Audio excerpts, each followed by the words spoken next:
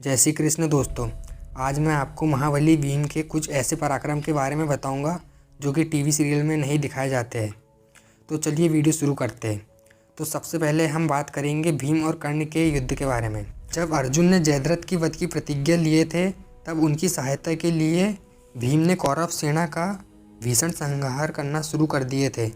तब भीम को रोकने के लिए कर्ण उनके सामने भीषण सिंहनाद करते हुए आ जाते हैं। जब भीमसेन ने उसे अपने सामने खड़ा देखा तो वे एकदम क्रोध से तमतमा उठे और उन पर पैने बाणों की वर्षा करने लगे। कर्ण भी बदले में बाण बरसाते हुए उन्हें दृढ़ता से सहन कर लिए। उस समय भीमसेन का भीषण सिंहनाद सुनकर अनेकों योद्धाओं के धनुष पृथ्वी पर गिर गए। बहुतों के हाथों से हथियार छूट गए, किन्हीं किन्हीं के प्राण भी निकल गए तथा उनके जो हाथी घोड़े आदि वाहन थे वे भयभीत होकर निरुत्साह होकर मलमूत्र त्यागने लगे। यह देखकर कर्ण ने भीमसेन पर 20 बाण छोड़े तथा 5 बाणों से उनके सारथी को भीन दिया। इस पर भीमसेन ने उनका धनुष काट डाला और 10 बाणों से कर्ण को घायल कर दिया। फिर उन्होंने बड़े वेग से 3 बाण उनकी छाती पर मारे। इस भारी चोट ने कर्ण को कुछ विचलित कर दिया था, किंतु फिर भीम ने धनुष को कान तक खींचकर एक बाण से कर्ण के धनुष की डोरी काट डाली तथा एक भल्ले से सारथी को रथ से नीचे गिरा कर उसके चारों घोड़ों को धराशायी कर दिया। इससे भयभीत होकर कर्ण तुरंत ही अपने रथ से कूदकर वृषसेन के रथ पर चढ़ गए। इस प्रकार संग्राम में कर्ण को परास्त करके भीमसेन मेघ के समान बड़े जोर से गरजने लगे। तो भाइयों, इस तरह महाबली भीम की यहाँ पर जीत होती है। फिर इसके कुछ समय बाद दोनों का वापिस से सामना होता है और इनके बीच में फिर से घोर युद्ध शुरू हो जाता है। फिर कर्ण क्रोध में भरकर भीम पर 30 बाणों से प्रहार करते हैं। फिर भीम 3 बाणों से उनका धनुष काट देते हैं और एक भल से उनके सारथी को रथ से नीचे गिरा देते हैं। तब इंद्र जैसे वज्र का प्रहार करते हैं, उसी प्रकार कर्ण ने एक महाशक्ति घुमाकर भीमसेन पर छोड़ी, लेकिन भीमसेन ने उसे 7 बाणों से काट डाला और 9 बाणों से कर्ण के सारथी को और घोड़े को मार डाला। जब यह सब दुर्योधन देखता है तो कर्ण की सहायता के लिए वह अपने भाई दुर्जय को भेजता है। फिर भीम और दुर्जय का युद्ध होता है, जहां भीम दुर्जय का वध कर देते हैं। फिर इसके बाद दुर्मर्शन, दुसह, दुर्मद, जय ये सभी आते हैं कर्ण की सहायता करने के लिए, लेकिन भीम इन्हें भी मार देते हैं। इस प्रकार दुर्योधन के 7 भाई मर चुके थे।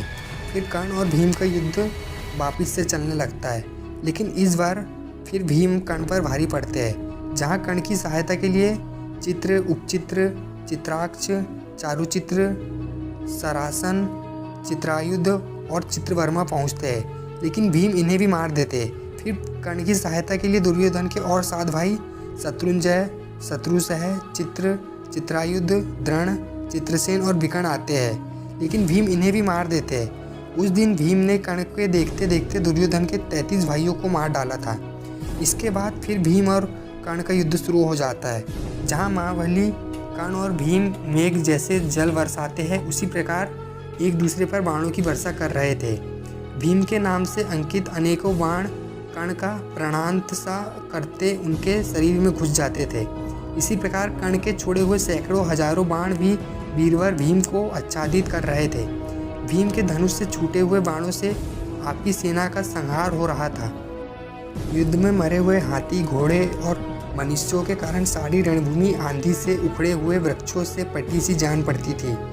आपके योद्धा भीमसेन के बाणों की मार से व्याकुल होकर मैदान छोड़कर भागने लगे। तब कर्ण और भीमसेन के बाणों से व्यतीत होकर सिंधु, सौवीर और कौरवों की सेना युद्ध स्थल से दूर जा खड़ी हुई। उस समय रण में मरे हुए हाथी, घोड़ों और मनुष्यों के रुधिर से उत्पन्न हुई भयंकर नदी बह निकली। उसमें मरे हुए हाथी, घोड़े और मनुष्य तैरने लगे। फिर कर्ण ने भीमसेन पर 3 बाणों से वार करके अनेकों चित्र विचित्र बाणों की वर्षा आरंभ कर दी। तब भीमसेन ने एक अत्यंत तीक्ष्ण कर्णी नामक बाण से कर्ण के कान पर प्रहार किया। इससे कर्ण का कुंडल मंडित कान कटकर पृथ्वी पर गिर गया। इसके बाद भीमसेन ने एक बाण से कर्ण की छाती पर वार किया। 10 बाण और भी छोड़े, वे उसके ललाट को फोड़कर घुस गए। इस प्रकार अत्यंत घायल हो जाने से कर्ण को मूर्छा आ गई और उसने रथ का सहारा लेकर नेत्र मूंद लिए। थोड़ी देर में जब चेत हुआ तो भीमसेन ने एक क्षुद्रक बाण से कर्ण के धनुष को काटकर बड़ी गर्जना की। फिर कर्ण ने दूसरा धनुष उठा लिया, किंतु भीमसेन ने उसे भी काट डाला। इसी प्रकार उन्होंने एक एक करके कर्ण के 18 धनुष काट डाले। कर्ण ने देखा कि भीमसेन ने सिंधु, सौवीर और कौरवों के अनेकों योद्धाओं को मार डाला है। तब भीमसेन द्वारा मारे हुए हाथी और मनुष्यों से सारी रणभूमि पटी हुई है। तब कर्ण को बहुत क्रोध हुआ और वह भीम पर तीखे तीखे बाणों की वर्षा करने लगे, किंतु भीमसेन ने उनमें से प्रत्येक को 3-3 बाण मारकर काट डाला और उस पर भीषण बाण वर्षा करना आरंभ कर दी। अब कर्ण ने अस्त्र कौशल से अनेकों बाण छोड़कर भीमसेन के तरकस, धनुष, प्रत्यंचा एवं घोड़ों की रास और जोतों को काट डाला तथा उनको घोड़ों को मारकर 5 बाणों से सारथी को भी घायल कर दिया। वह सारथी तुरंत ही कूदकर युधामन्यु के रथ पर जा बैठा। कर्ण ने हंसते हंसते भीमसेन के रथ की ध्वजा और पताकाएं भी उड़ा दी। इस प्रकार धनुष न रहने पर महाबाहु भीमसेन ने एक शक्ति उठाई और उसे क्रोध में भरकर कर्ण के रथ पर छोड़ा। कर्ण ने 10 बाण छोड़कर उसे बीच में ही काट डाला। अब भीमसेन ने हाथ में ढाल तलवार उठा ली और तलवार को घुमाकर कर्ण के रथ पर फेंका। वह प्रत्यंचा सहित कर्ण के धनुष को काटकर पृथ्वी पर जा पड़ी। तब कर्ण दूसरा धनुष लेकर भीमसेन को मार डालने के विचार से उन पर बाणों की वर्षा करने लगे। कर्ण के बाणों से व्यतीत होकर भीमसेन आकाश में उछले। उनका यह अद्भुत कर्म देखकर कर्ण बहुत घबराया और उसने रथ में छिपकर अपने को भीमसेन के वार से बचा लिया। भीम ने जब देखा कि कर्ण घबराकर रथ के पिछले भाग में छिपा हुआ है तो वे उनकी ध्वजा पकड़कर खड़े हो गए और गरुड़ जैसे सर्प को खींचे उसी प्रकार कर्ण को रथ से बाहर खींचने का प्रयत्न करने लगे। तब कर्ण ने उन पर बड़े वेग से धावा किया। भीमसेन के शस्त्र समाप्त हो चुके थे, इसलिए वे कर्ण के रास्ते से बचने के लिए अर्जुन के मारे हुए हाथियों की लाशों में छिप गए। फिर कर्ण पर प्रहार करने के लिए भीम ने एक हाथी की लाश उठा ली और कर्ण पर फेंकने लगे, लेकिन भीम जो फेंकते थे कर्ण उन सबको काट डालते थे। अब भीमसेन ने घुसा तानकर कर्ण का काम तमाम करना चाहा, परंतु अर्जुन की प्रतिज्ञा याद आ जाने से उन्होंने समर्थ होने पर भी उसे मार डालने का विचार छोड़ दिया।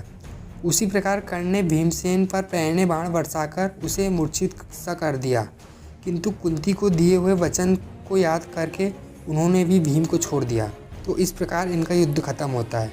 तो दोस्तों, आज का वीडियो यहीं ख़त्म होता है। अगर आपको वीडियो पसंद आया हो तो वीडियो को लाइक और चैनल को अवश्य सब्सक्राइब करें। धन्यवाद।